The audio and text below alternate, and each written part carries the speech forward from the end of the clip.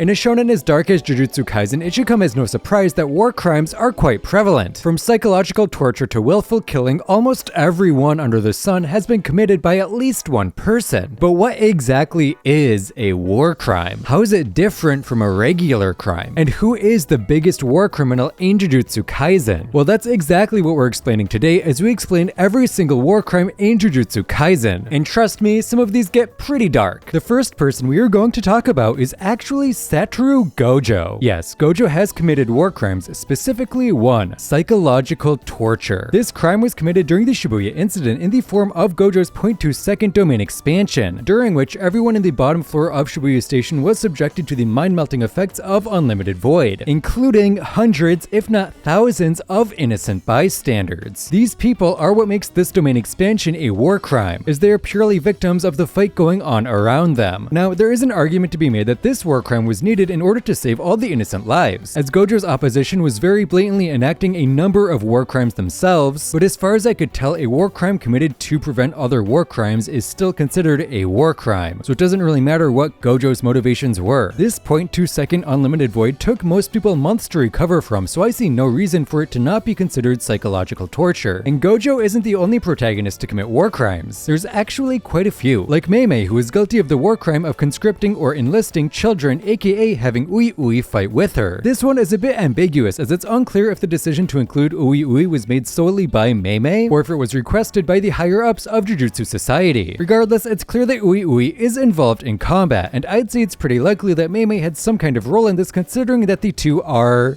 quite close. And yes, even though he seems super willing to be a sorcerer, enlisting a child is still enlisting a child. Another protagonist that committed war crimes is actually Mechamaru, who committed the war crime of treacherous killing or wounding. This is one of the few war crimes that is carried out against Mahito rather than by him, as Mechamaru masqueraded as an ally to the disaster curses and aided them in their mission to steal from Jujutsu High, only to betray the curses and attempt to kill them immediately after their binding vow was fulfilled. While it is likely that Mahito would have tried to kill Mechamaru anyway, which is treasonous killing, that doesn't mean Mechamaru is cleared. A war crime is still a war crime. It could also be argued that Mechamaru committed the war crime of wearing the insignia or uniform of a hostile party. In this case, the Jujutsu sorcerer uniform, as he was a traitor temporarily. But this one is kind of ambiguous since he was on their side in the end, and while he was acting against Jujutsu High School, he wasn't technically wearing his uniform, one of his robots was. Mechamaru and the protagonists in general have a lot of ambiguity surrounding them when it comes to crimes of war. So let's move to some characters that are a lot more cut and dry, the antagonists. Starting with Geto. Compared to some of the other villains in Jujutsu Kaisen, Geto's list of war crimes is actually pretty short. Like a lot of the antagonists, he is of course guilty of willful killing, which is essentially killing non-combatants on purpose. This can be seen most prominently during the night parade of 100 demons, and also during the massacre of the village that imprisoned Nanako and Mimiko. He's also most likely guilty of the war crime of causing great unnecessary damage to property, as I doubt the night parade of 100 demons went off without some kind of destruction. He could also be guilty of torture, considering his agreement with that guy that he basically blackmailed on the grounds of torture, or this guy in hidden inventories who Geto let a cursed spirit just kind of chew on. But besides that, he didn't do too much messed up stuff, unlike our next character, because it's time. It's time to talk about Mahito. Believe it or not, Mahito did not commit a wide variety of war crimes, but the ones he did commit, he committed a lot. Like willful killing. This war crime is basically the center of Mahito's entire technique, considering it uses dead humans to turn them into other things. If I wanted to list out every single time that Mahito did this war crime, we would be here for literally hours. So let's move on to the next one, the war crime of biological experimentation. This is yet another side effect of idol transfiguration, as the act of changing the properties of a human could be considered biological experimentation. In fact, there is very solid evidence of this one in season 1 when he shows Junpei his smallest and biggest transfigured humans. This confirms that Mahito did indeed experiment with transfigured humans in order to develop his skills with them, and considering we saw a number of new applications for transfigured humans in Shibuya, I think it's safe to say that he experimented a pretty substantial amount. These two war crimes make up the vast majority of Mahito's violations, but they're not the only ones he committed. Another possible war crime is willfully causing great suffering. This is defined as causing extreme mental or physical pain to one or more person, and this one actually doesn't originate from idol transfiguration, because we don't know what the process of being transfigured is like. For all we know, it could be enjoyable. So instead, we're going to look at an individual case, Yuji. If you ever need evidence for Mahito causing great suffering, look no further than Yuji Itadori. This dude gave Yuji so much mental trauma, killing 2 of his friends and 1 of his mentors right in front of him and also beating the shit out of the student. And he's not the only one. He also mutilated Todo, causing him great physical trauma as well, although he did get away with far less mental damage than Yuji. Another war crime is the war crime of treacherously killing or wounding. This is one we already talked about with Mechamaru, where trading on your allies and then hurting them is considered a war crime, and Mahito did it twice. Once potentially with Mechamaru, as we already stated earlier, and also with Junpei, who was convinced that Mahito was on his side right up until his transfiguration and subsequent death. This is textbook treacherous killing, and it also brings up Mahito's final war crime, compelling participation in military operations, which can also be applied to Junpei, as it was Mahito that gave Junpei his ability and convinced the student to enter combat against Yuji, and is the reason Junpei joined the world of Jujutsu in general. There are probably other ambiguous cases of Mahito committing war crimes, but I really want to try to only look at concrete ones, which means it's time to move on to our next antagonist, Junpei. Yeah, believe it or not, Junpei has committed at least 1 war crime, that being the use of poison. This is because his Shikigami Moondredge has the ability to poison people if it stabs them. Poison weapons are actually disallowed by the Geneva Convention, and because the Shikigami was used in combat against an opposing force, our oh so innocent Junpei is actually a war criminal. This also means Chozo and the Death's paintings are war criminals as well, since all the Death's paintings have poisonous blood. On top of this, Eso and Kichizu also have poison ingrained in their rot technique, so they have 2 accounts of poison under their wings. These 4 are pretty minor war criminals, so let's move on to the next big one. It's the king of curses and poisons, the strongest sorcerer in the series, Sukuna. This dude has done almost everyone in the book, with the most apparent ones being the war crime of willful killing and the war crime of attacking civilians. These 2 happen pretty much every time Sukuna is present, but the most prominent example of this is obviously the Shibuya incident, where he opens up his domain over a 140-meter area. We don't know exactly how many civilians died here, but considering how the area he opened his domain over was completely flattened, it was probably a lot. It's actually a lot more obvious and brutal in the anime than in the manga, as we see him openly killing civilians that are in hiding during his fight with Mahoraga. During the Shibuya incident, Sukuna also committed another war crime, the extensive destruction of property not justified by military necessity and carried out unlawfully. Yes, that is all one war crime, and it is essentially destroying buildings and public infrastructure that is for civilians without proper authorization or need. An argument could be made that Sukuna needed to open his domain in order to beat Mahoraga, and therefore his destruction of Shibuya via his domain is warranted. But I would argue this is not the case, as Sukuna could have made his domain much smaller than 140 meters and it still would have defeated Mahoraga. The damage done by the fire arrow, however, is a different case, as it was instrumental in the defeat of the Shikigami. But even then, Sukuna can still control the strength of the arrow, as it was much weaker against Jogo than it was against Mahoraga. Even if you don't want to argue that this destruction is a war crime, yet another war crime was committed during Sukuna's fight with Mahoraga, which is the war crime of excessive incidental death, injury, or damage, as he did kill way more people than he needed to here. And this fight isn't the only time he committed war crimes in Shibuya. He also committed one slightly earlier when he killed Mimiko. At this time, her and Nanako were showing zero aggression and were even bowing as a sign of respect. This means Mimiko's death could count as the war crime of killing combatants who have laid down their arms, as Mimiko was not in a position to use her technique. Nanako, on the other hand, wouldn't qualify for this, as she did try to use her phone on Sukuna. But that's still not the last war crime Sukuna committed in Shibuya, because he also committed the war crime of torture. Potentially. This one might be a stretch, but I think Sukuna's actions could be counted as torture towards Yuji, as the student was basically forced to know the atrocities Sukuna committed as being done by his own hand. For someone like Yuji, this could be torture. The entire reason he joined Jujutsu Society was to help people and to save as many people as possible before his execution, and instead Sukuna killed more people than Yuji could ever hope to save in a matter of minutes. Sukuna even took great pleasure in the pain he knew he would cause Yuji. In fact, Sukuna's general treatment of Yuji could be considered a war crime itself, as there is a war crime of committing outrages against a person's dignity, in particular humiliating or degrading treatment. If I'm being honest, I don't fully understand understand what this one means, but it sounds like being humiliated and degraded by an opponent could be considered a war crime, and we all know how Sukuna treats Yuji. If it was just one instance of Sukuna degrading or humiliating Yuji, I would say this is a stretch, but Sukuna has been doing it consistently. He mocked Yuji instead of healing Junpei, he did everything in Shibuya, and in the manga he constantly tells Yuji how uninteresting and worthless he is. Like, it's severe bullying at this point, and I'm pretty sure it could be considered humiliation and degradation in the court of international law. His treatment of Yuji could also be classified as the war crime of cruel treatment, but I'll let you decide if it is in the comments down below. And there's still one last war crime that Sukuna might have committed, but there's actually a surprising amount of gray area. It's the war crime of mutilation. When most people hear mutilation, they immediately think of cutting off limbs or removing organs, which is a correct definition. And by this definition, Sukuna does mutilate a number of characters. But for the war crime definition, the mutilation must be permanent. And in Sukuna's case, I'm pretty sure every person that he removes limbs from ends up growing them back. Jogo regrew his arms, Maharaga regrew his legs, Gojo regrew his arm, and Higuruma also regrew his. Really, the only potential permanent mutilations are the finger bearer from early in season 1 and the cut through Gojo. And in both cases, the victims seem to immediately die, so I don't know if it counts. But enough about Sukuna. We still have one big villain left to talk about, but before we talk about Kenjaku, I want to cover a few more minor offenders, like the disaster curses. Okay, as a whole, these guys did commit a lot of war crimes, but individually, they only committed like 1 or 2 each. Dagon committed the war crime of taking hostages by kidnapping all the people in Shibuya. Jogo committed extensive property damage during his battle with Sukuna, and Hanami actually didn't commit any individually. As a group, they did commit a few more, like willful killing, torture, and causing great suffering, all of which took place during their attempts to set off Gojo. But as far as I can tell, that's actually it for them. They're another case of villains who didn't do a wide variety of war crimes, but the war crimes they did commit have high counts. Another small-time war criminal is Kuruushi, who is guilty of willful killing for killing the civilians that Yuta was trying to rescue. As far as I can tell, that's all he did. Maybe there's something with biological experimentation because of his parthenogenesis, but I think that's a stretch. Anyway, let's talk about Kenjaku. Kenjaku has the widest variety of war crimes out of anyone. This is mostly because he is over 1,000 years old and as such had over 1,000 years to be evil, and he definitely spent that time being evil. As far as we know, the earliest war crimes he committed were the war crimes of biological experimentation and the war crime of forced pregnancy. Both of these are of course related to Kenjaku's creation of the Death's paintings, as the process of creating a Death's painting was impregnating a specific woman with a cursed spirit and seeing what comes out after an abortion. This is definitely the definition of a biological experiment, as it is essentially seeing what happens when you fuse a cursed spirit and a human. And for all we know, this might not be the first biological experiment that Kenjaku did either, as he did set people up for reincarnation in the Culling games prior to this. While I don't think these people specifically count as human experiments, there had to be some experimentation done to figure out exactly how to create a binding vow and the cursed item required for reincarnation. Another surprising crime from Kenjaku is the improper use of flags, insignias, or uniforms from a hostile party, as there are a few scenes where Kenjaku can be seen wearing a Jujutsu sorcerer's uniform, which is obviously the hostile party to him. And then there's the Culling games, which might just straight up be